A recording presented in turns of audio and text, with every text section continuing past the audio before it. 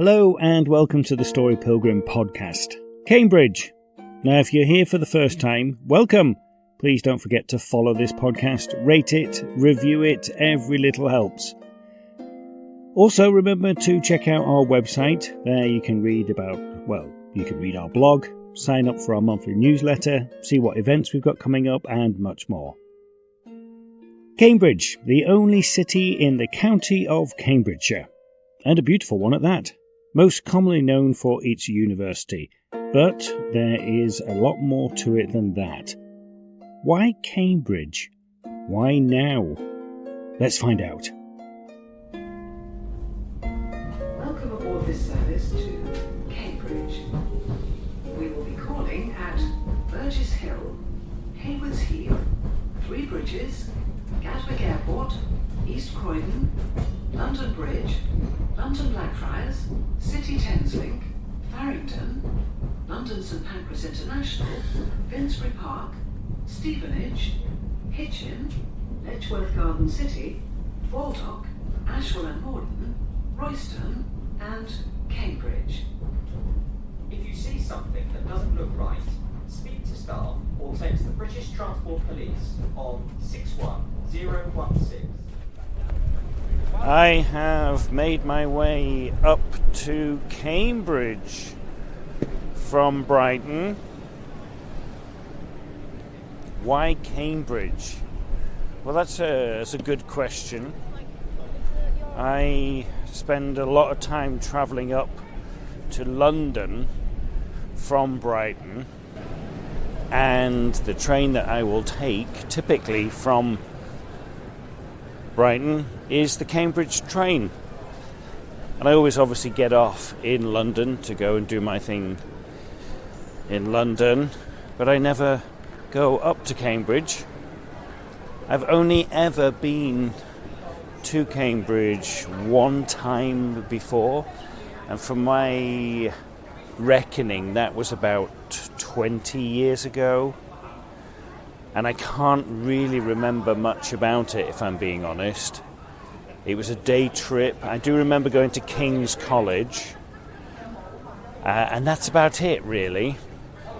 So because it's in my psyche, it's sort of there, that I'm travelling on the train to Cambridge, I thought I would come all the way up to Cambridge and have a wander around and see what it's all about. Now, the weather said that it was going to be just cloudy all day, and of course I get up here and it's raining, and I ain't got any proper rain gear with me. That's typical, isn't it? I can't get it how in this modern day, with the technology that we have, how do they get it so wrong? I mean, you know, it's not just like, oh, it might rain. There was absolutely nothing in the forecast at all about rain, and yet here it is. And I went through several patches of rain on the train on the way up, but anyway, it's just water, isn't it? Okay, so here I am in Cambridge, a collegiate town. There are 31 colleges, I believe, in Cambridge. It comes hand in hand with Oxford and Cambridge. I'll talk about that in a bit. But I'm going to make my way towards town and see what we discover. 31 colleges and halls. They are Christ's College, Churchill, Clare Hall, Corpus Christi, Darwin, Downing, Emmanuel, Fitzwilliam, Girton, Gonville and Caius, Homerton College, Hughes Hall, Jesus College, King's College, Lucy Cavendish, Magdalen, Murray Edwards, Newham, Pembroke, Peterhouse, Queen's College, Robinson, Selwyn, Sydney Sussex, St Catherine's, St Edmunds, St John's, Trinity College, Trinity Hall and Wolfson College. There's the 31. I was wondering, why do we say Oxford and Cambridge? Why don't we say Cambridge and Oxford? We have the Oxford and Cambridge boat race. You know, you talk about going to Oxford or Cambridge. I've done my research, and the only reason why I can really think, you'd think, oh well, Cambridge is alphabetical, so maybe that would come first.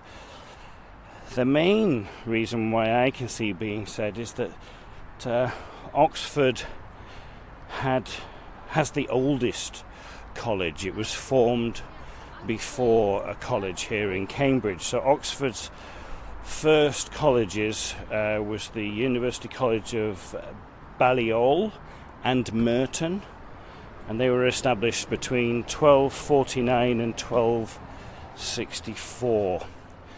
And the oldest college in Cambridge is Peterhouse, and that was founded in 1284. So, we're talking a few years after. So a lot of people would say, well, Oxford came first, so that's why you say it first.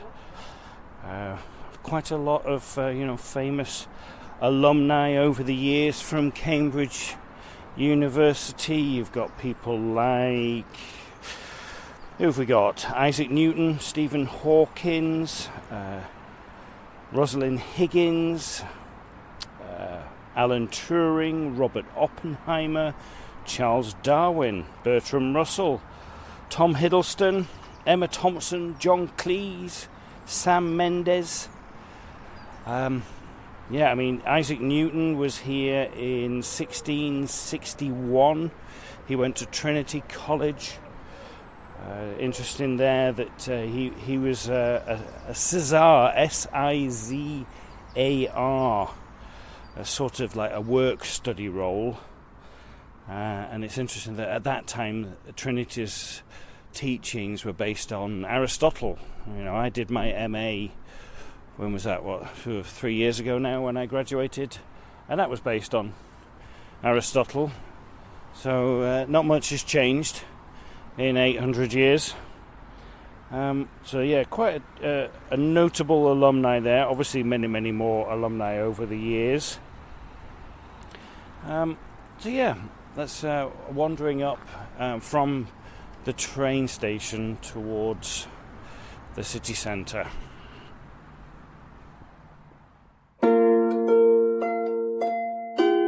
Personally, a lot of water has gone under the bridge since I finished my Masters, but not so much as it seems when it comes to education. So that got me thinking. Nothing like travel and walking to do so. Seeing as I'm here in this collegiate town, I thought today I would have a theme of education. And kind of like how that has, my perception of that has changed over the years. I didn't have a great time at school. I was very, very fortunate to go to a private school, but I didn't enjoy it at all. From the age of 11 to 18, doing my O's and A levels. Had to take an exam to get into that school. Apparently we found out years later that in the year intake I was in the top 25% of students at that time, which is why they put me in what they would have regarded the top set. We had our years of, our classes were classes L, M, N and O, L being with all the smarter kids and O being the ones. So you would think it would be nice to distribute out all of it rather than putting them all the smart ones together, because basically the way it worked for me was, even though I was in that top set, so to speak, I was the thickest of the top set. I was the bottom of the 25%. So in literally nearly every exam and nearly every class that we would take, just walking past here, the Judge Business School, there's a nice little courtyardy area. Just wander into this for a second. There's a little garden area, it's quite nice. I would come bottom of my class, so I was constantly, I can't remember, there was around about 29, 30 of us in the class. I would always be 29th or 30th. One subject that I would come in middle would be art. Obviously being a creative, that kind of worked for me. But yeah, the rest of it, and during the middle of my education, sort of in my mid-teens, I found out was diagnosed with being dyslexic. And this is back in the 80s, and dyslexia really wasn't a thing then. Didn't really know what that was. Didn't have the term neurodivergent. That wasn't a thing. And so I remember one time, a couple of weeks after I'd been diagnosed, I was in an English class, and the gentleman who was teaching it was also my drama teacher, and I looked up to him because obviously I like drama, I'm an actor. I didn't know that back then, and I was stuck on this English comprehension, and he loomed over me in front of the whole class and just saw that I was just sat there looking at it, not knowing what to do, and he just said, "What's the matter with you, Hill?" And I said, "Well, I'm stuck, sir. I don't know what to do. I think it's my dyslexia. I think it's stopping me from doing this." And he just boomed across the entire room, "Hill, there is no such thing as dyslexia. You are just lazy and stupid. Now get on with it." And for the rest of my education, he told me that. And that was backed up by my dad, and quite a few other people would, just say, "Yeah, you're just lazy and stupid." And so I would try harder, to no effect, because I'm dyslexic, And so I had a really horrible time at school, and didn't go into further education. Even though I did my A-levels, I did 4 A-levels, I failed 2 of them. I got 2 E's, which is a scraping through. So I didn't go to university from that, and it was many, many years after that I started to think, well, hang on a minute, that gentleman wasn't very nice. He kind of got things wrong. That was wrong to call me that. When I went to drama school at Bristol Old Vic, I got assessed as dyslexia, and the lady then said, "Well, I've got your original assessments from when you were back in your teens," and she said, "We have a scale from A to F on what it is," and they thought you were like a B, so you barely had dyslexia. That's what they thought. She said, "You're actually quite a high D."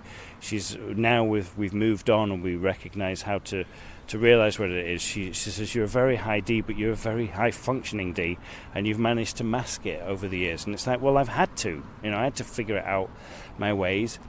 And then when I came to do my masters in 2020, again I got self-assessed by a educational psychologist, and again they said the same things, and I got as much help as I could to do my masters, because I wanted to do the masters for myself, to prove to myself that I wasn't lazy and stupid. It still sits in there. It's a big foundation in my life.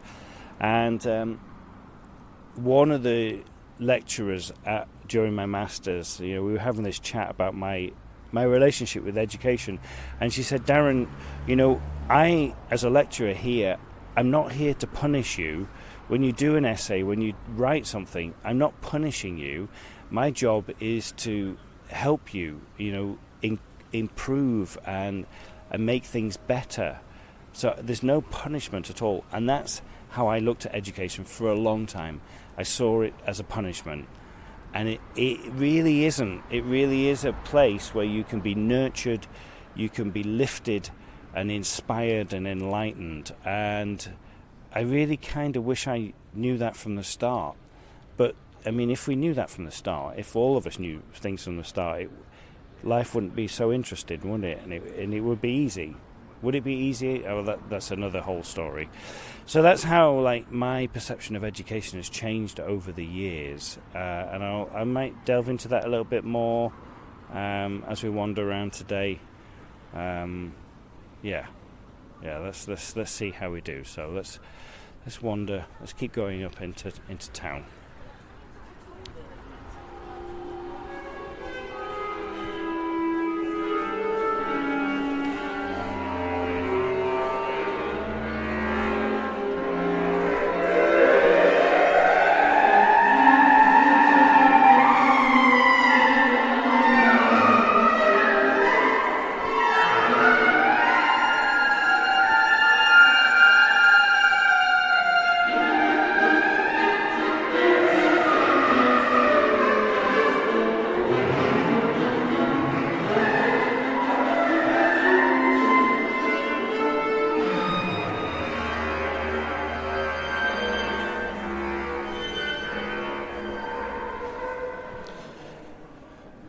have come into the Fitzwilliam Museum, a purpose-built building to house the collection of Fitzwilliam. That noise you heard was a filming of a little student piece that they're doing up in the corner here. So this is a private collection that was handed over to the Cambridge University with a donation of £100,000. It's pretty amazing. It's like, as you walk in already, there's quite a mix of paintings, but the building itself is just absolutely stunning. 200 years old. Painting here by Georges Seurat, 1884. It's called the Rue Saint Vincent, Paris in spring. It's just a little drawing, but George painted my favourite painting, The Sunday Afternoon on the island of La Grande Jatte. And he did that in 1884 to 1886. So this little painting here would have been maybe right at the time when he started that Sunday Afternoon. And this is just conventional. He's not using the dots. He's using smaller pieces of paint. I say pieces, brush strokes of paint, but not the dots like he did on Sunday Afternoon. It's really interesting to see. There's the Italian section down here, and they got some Botticelli, but the one that's really standing out for me is Rubens, Peter Paul Rubens. A lot of his sketches. There's one here, The Death of Hippolytus, oil on copper. Just the detail and the colours and the sharpness of it are just absolutely stunning. It's got a sketch over here for the Triumph of Venus from 1628. It's just it looks like it's 3D. And then there's 7 designs for tapestries here from circa 1625 by Rubens, and they're just divine. A Renoir here, the place Clichy, and then next to it they've got a study of Seurat's for a Sunday Afternoon on the Isle of La Grande Jatte, with the couple there, 1884. It's absolutely stunning. The colours are just so vivid. Wonderful.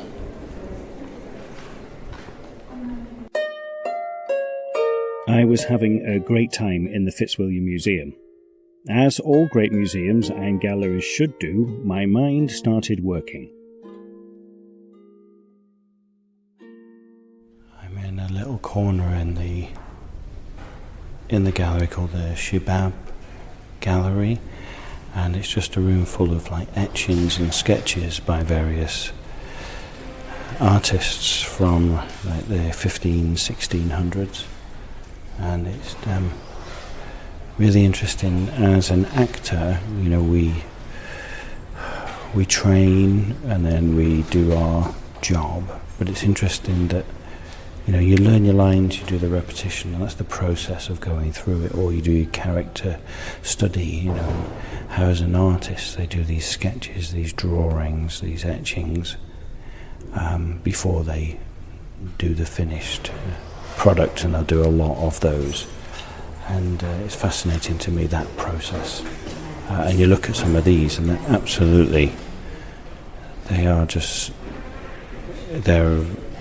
they're worthwhile just on their own. There's one here by Anthony van Dyck, circa 1631, of Lucas Vorsterman. So I've come downstairs now. Upstairs you go, there's all artwork, and then you come downstairs and you've got all antiquities. And there's things. I'm in the Egyptian section, and there are sarcophaguses. I haven't seen a mummy yet, but I won't be surprised if I find one. There's just loads of pots and urns, and they've got stuff from Greece and Italy and stuff. It's an amazing collection. Absolutely stunning. So well laid out as well. I'm in a section now that my mum would absolutely love. It's all pottery and porcelain. There's a Worcester section here where I was born, from like 1700s. Stunning little vases, tea bowls, saucers. My Auntie Doreen used to collect all this type of stuff. I mean, this is some really interesting pieces here. Little figurines. Got loads of little figurines here from Derby. And then it's got Scottish porcelain, bowl china, bowl porcelain. Work of Thomas Fry, an Irish painter, and Edward Hellin.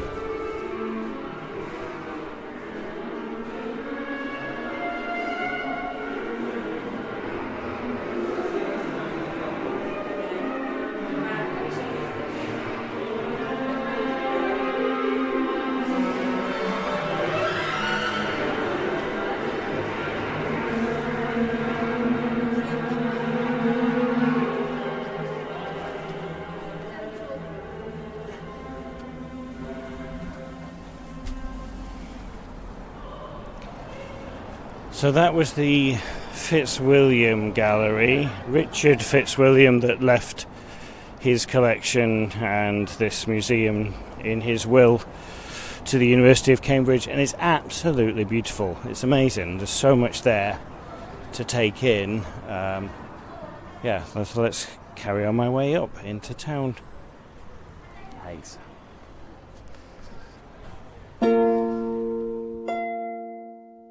Leaving the Fitzwilliam, I felt inspired, uplifted, educated, and hungry for more. I headed off into the town. I should say, the city.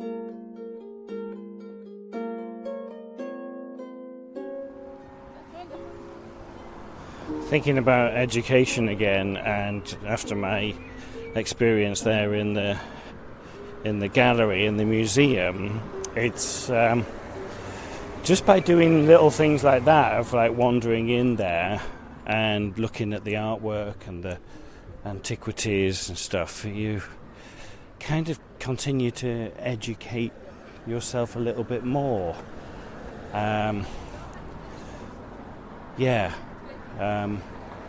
So it carries on, doesn't it? It's down to you, really, on what you want to do or not want to do. So we are right next door to now the Peterhouse. That's the oldest college in Cambridge. But yeah, that continuing of education, you don't have to formally go to school or go to a college or a night class to educate yourself, one's self.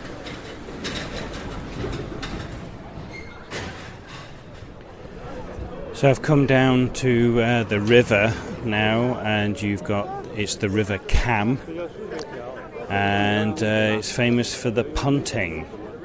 Now the punt is the boat, is a shallow, flat-bottomed boat, which was used in shallow rivers and shallow water, and it's famous for you to come along here for a punt. If you come punting in Cambridge, 7 of the colleges back onto the river, so you get to see them. Colleges like Magdalene, St John's, Trinity, Trinity Hall, Clare, King's College and Queen's College, all back onto the river. What's the difference between punting here and punting in Oxford? Well, the boats are a little bit different. In Cambridge, there's like a little standing area at the back. I think it's called the till. So the punter will stand on the till and uses a pole that they put onto the the bed of the river, and they use that as a purchase to push themselves along. In Oxford, they don't have the till, they stand in the boat. So that's one of the main differences. But yeah, it's quite a popular thing to come along. There's been a few collisions already as I'm stood here watching them punt along. But a very gentle way to see the town. Right by Queen's College now. One of the older universities, founded in 1448 by Margaret of Anjou. It's kind of known for its liberal arts and science programs. I mean, one of the more notable recent alumni of Queen's College is Stephen Fry. It's quite a stunning little building as well. It's sort of almost castle-like. Up by Trinity College now. Opposite Trinity College there's All Saints Garden Art and Craft Market, which is absolutely lovely. But obviously, well, again, there I go with the word obviously. Trinity College, I think I mentioned him earlier. Isaac Newton was a fellow there. I mean, he was well known for his mathematical description of gravity, but he did quite a lot more than that. He was the first to build a practical reflecting telescope. He had quite a sophisticated theory of colour based on his observations that a prism separates white light out into the colours of a visible spectrum. He wrote a book about that, Optics, which was published in 1704. He formulated an empirical law of cooling, which was the first heat transfer formulation. And he made the first theoretical calculation of the speed of sound, and introduced the notion of a Newtonian fluid. He did investigations into electricity, which again he sort of looks at in his book of Optics. He worked on calculus. I mean, he basically was a mathematician. He did a heck of a lot, which is quite interesting that, that was all done here, 350, nearly 400 years ago. Amazing. Happiness is no respecter of persons. Stephen Fry. Live your life as an exclamation rather than an explanation. Sir Isaac Newton. I love those two truthful quotes from alumni of the University of Cambridge. Meanwhile, back in Cambridge,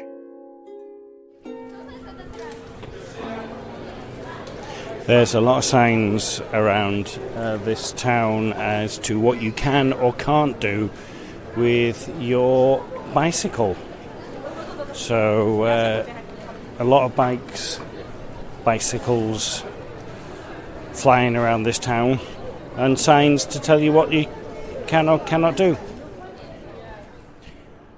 I am on Downing Place in Cambridge, which is pretty central, but the reason why I've come down here is it's just a dead end. There's a school of geography at the end of it, but on the Google Maps it showed 10 Downing Street, and it was a miniature door, like a tiny little door of 10 Downing Street.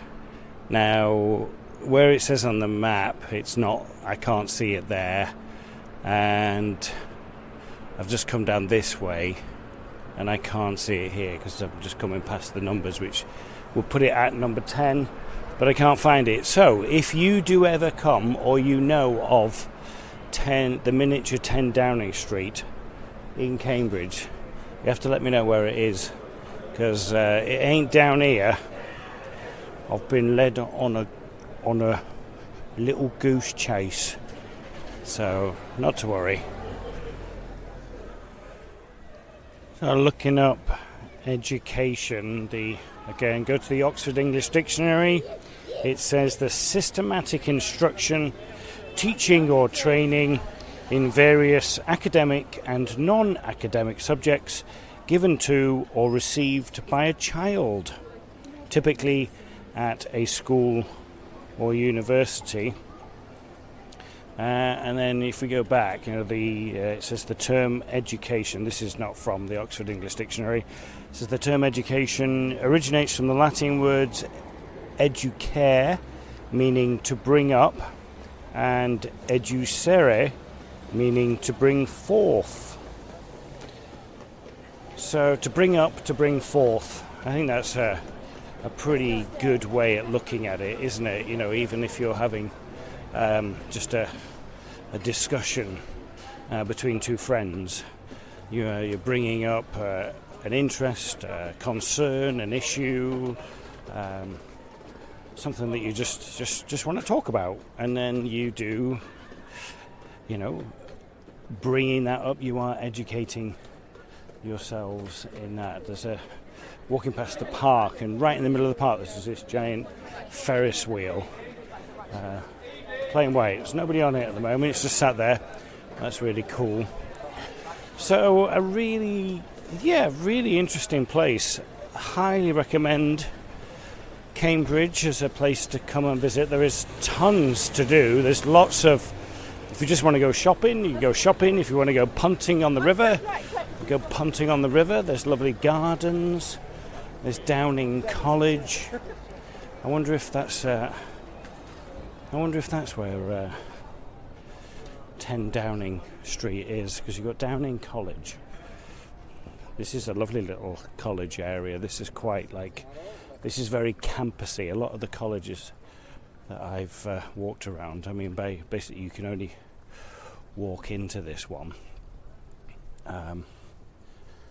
This is just off the street, and there's a lovely garden area with wildflowers. And there's next to the library. Oh, it's lovely. It's really nice. Very quiet, and literally, as you can tell, I've just walked off the street.